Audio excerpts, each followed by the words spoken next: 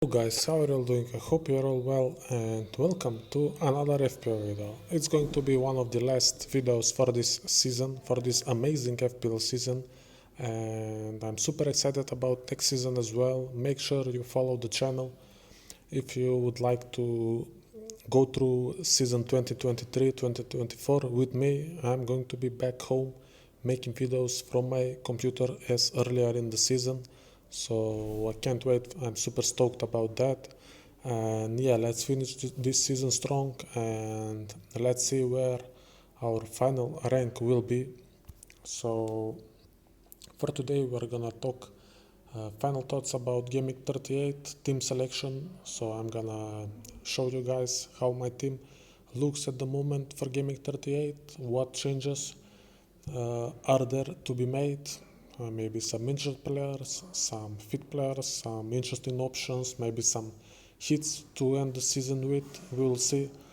Before we do that, like always, let's have a look at gameweek 37 really quick. So 75 points for me for this gameweek with no points taken, so I'm happy about that. Some points here and then there, not that many, so considering it's a double gameweek, the overall score is pretty low. Usually at double gameweeks we are aiming at around 100 points, but I'm still happy with my score 75, nothing too crazy. Going for Fernandes captaincy was the correct choice at the end, but to be honest, I didn't see Arsenal losing the Nottingham Forest game, which changed so many things because it meant that Man City won the title with that game, so they rested their whole team against Chelsea. If that wasn't the case, it would have been different. I think Haaland would have played in that game and he would have probably scored a couple of goals, but it is what it is. I'm happy with my score for gameweek 37, and with these 75 points, my overall rank at the end of gameweek 37 is 558 in the world, first in my country, so an amazing rank, and I'm super stoked about it, and I'm very happy first of all, and second, I'm hoping that I will end after gameweek 38, so after this season I'm hoping I will stay in the top 1k, and it would be absolutely amazing if I can find a way to get into the top 500.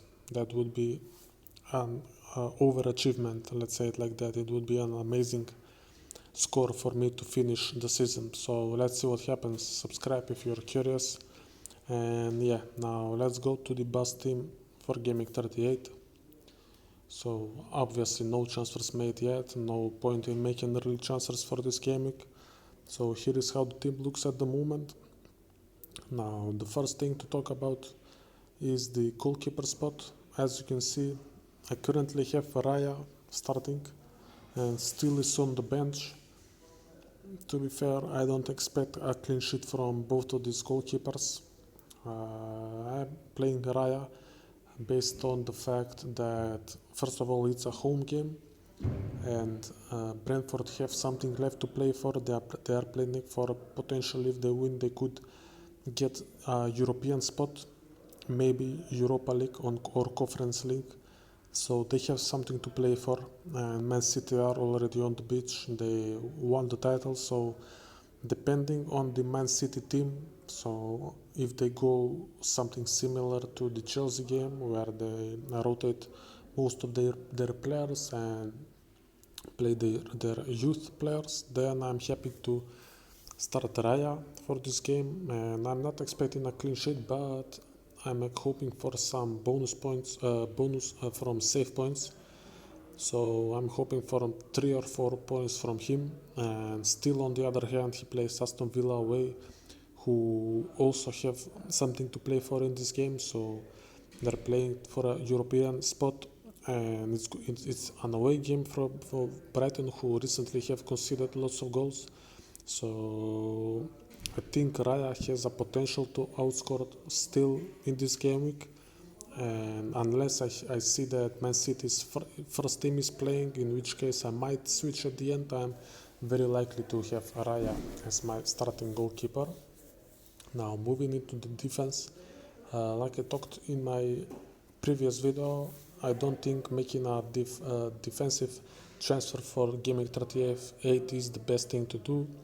This gameweek is known for having loads and loads of goals and not that many clean sheets, so I would focus on midfielders and attackers, but there is a potential problem, and that is the fact that Luke Shaw seems to be injured, and unfortunately he looks like he's going to miss this game 38, so that's a problem. I was planning to start him. Now I have to make a decision whether I'm going to use a transfer to get him out for someone, or I'm just going to put him on the bench and play Botman, for example, and hope that Chelsea, who have struggled to score whole season, won't score in this game against Newcastle, but it's going to be hard. Maybe the best thing to do is transfer out Luke Shaw, in which case I would look at potentially a Everton defender maybe, who play Bournemouth at home and are fighting for the to stay in the league. So I could go Shaw to Tarkowski. That's one possible transfer, but I'm not happy making defensive transfers.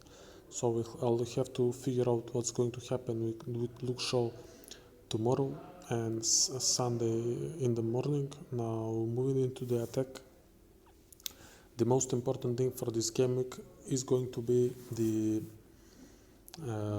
team news, the press conferences and what the coaches say. So if we hear that, let's go to the transfer step really quick. So the most important thing to do for this game week is have a couple of plans. So plan A, plan B, plan C, and react based on the information that we get before the deadline. So here are my plans at the moment. So I'm very curious what happens with Manchester City. So I'm looking at Haaland, and I'm wondering if he's going to play in this game or not. That's very important for me, because if he does start this Brentford away game, then I'm most likely going to play. I'm definitely going to keep him in my team, and I might even captain him as well. If not, then I'm looking to transfer him out, and the best option for me, in my opinion, instead of him is going to be Harry Kane. So if I hear some news that Haaland is likely to get arrested for this game, Harry Kane is gonna come into his place, and I'm also going to captain Harry Kane if this is the case.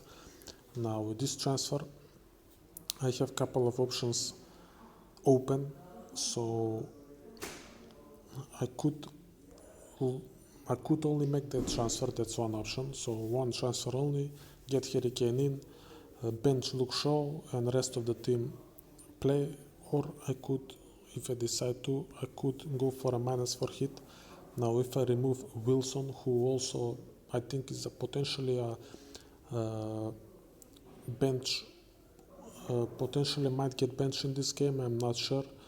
If he does get benched, then I could remove him as well, and with the money that I have in the bank, I'm looking at two potentially interesting options. One would be Roberto Firmino from Liverpool, so I could look to get him in. It's his last game for Liverpool, he is leaving the club, and I don't see a reason why he wouldn't start in this game. And it's an away game, but it's against the worst team in the league, and it's going to be a show pretty much from Liverpool, I think, trying to score as many goals as possible. And even I wouldn't be surprised even if there is something like a penalty, maybe it will be given to Firmino to score. He's a club legend, and if he does start in this game, I would be tempted to get him for a -4 hit in the second attacking spot. If not, then another good option to look at is from Arsenal. So Gabriel Jesus, once again, if he's starting, I can go for him instead. Now Arsenal have a home fixture against Wolves, and I think after the amazing season that they had, they're gonna try their best to have an amazing last game of the season just to prove to everyone and to their fans that they are the team that everyone thought they were, and they are going to be strong next season as well, fighting for the title again. So I think Arsenal will have a good game against Wolves, and Gabriel Jesus could very well come into my team as well as my second striker change for this game week. So that could be a transfer I might do. If Wilson starts, I could just keep him as well. Wilson is in a good form and Chelsea are not, so very simple. I might just keep Wilson. In this case, I might end up just selling one of my Brighton players. That's another option. So if I remove McAllister, who is 5.5 and recently has been getting benched a lot, I have 6.5 in the bank. In this case, I would look at some interesting midfield options. One of those is Eberechieze from Crystal Palace, a player in form, a player that recently has gotten loads of returns, and not to mention that they play Nottingham Forest at home in this next fixture. So it's a great fixture for Crystal Palace to finish the season strong, and he could very well get a couple of returns as well. So he's an interesting option to come in the team. Or another good option for this spot could potentially be an Everton attack midfielder. So I'm looking at Dwight McNeil potentially. Once again, Everton play Bournemouth at home. They are fighting to stay in the league, and Bournemouth have nothing left to play for. Dwight McNeil is nailed and is playing every game 90 minutes, so I think he's a good option as well. So I would look at those two players for the midfield spot, or potentially I could go back to an Arsenal player as well, but the problem is that Trossard is yellow flagged at the moment, so I'm not sure he's going to play. So if he doesn't play, maybe someone like, I don't know, maybe Smith Rowe if he starts in this game, or I'm not really sure what's happening with Arsenal's players at the moment. So maybe looking at their options is not the best idea. So maybe just sticking to Eberechieze or McNeil in the midfielder position is the way to go. So yeah, those are my plans for this game week. Like I said, the most important thing is to have plan A, plan B, plan C, and then based on the information that we get during the weekend, decide which plan to go with. I have my plans, I know what I'm doing, and I'm waiting for all the information to arrive, and then I will have my final team ready, and I'll show you guys my final team before the deadline. So if you're curious to see what my final transfers for GW38 are going to be, follow the channel and you will get the information Sunday morning before the deadline. So that's all that I have for today. Thank you for watching, guys. I appreciate it, and I hope you have a nice weekend, and let's enjoy the last game of the Premier League for this season. So yeah, peace.